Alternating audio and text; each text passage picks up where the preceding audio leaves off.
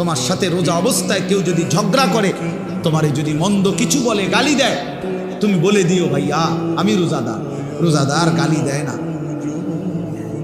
রোজাদার ঝগড়া করে না ভাইয়া, রোজাদার নাফরমানি করে না। ফালিয়াকুল ইন্নী ইমরুউন সাইম, নবীজি বলেন বলে দিও তুমি ভাইয়া আপনি আমার আরো অনেক কিছু বলতে পারেন, আমি রোজাদার, আমি রোজাদার।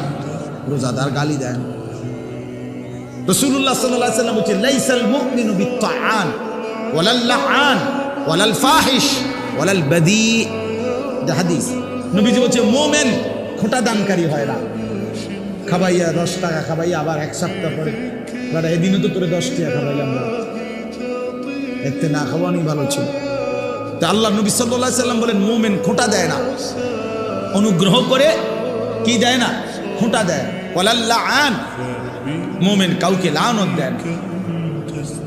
ওয়ালাল ফাহিশ, মুমিন অশ্লীল কথা বলে না। ওয়ালাল বাদী, মুমিন নোংরা চরিত্রের হয় না। হাদিস আল্লাহ রাসূল সাল্লাল্লাহু আলাইহি ওয়াসাল্লাম।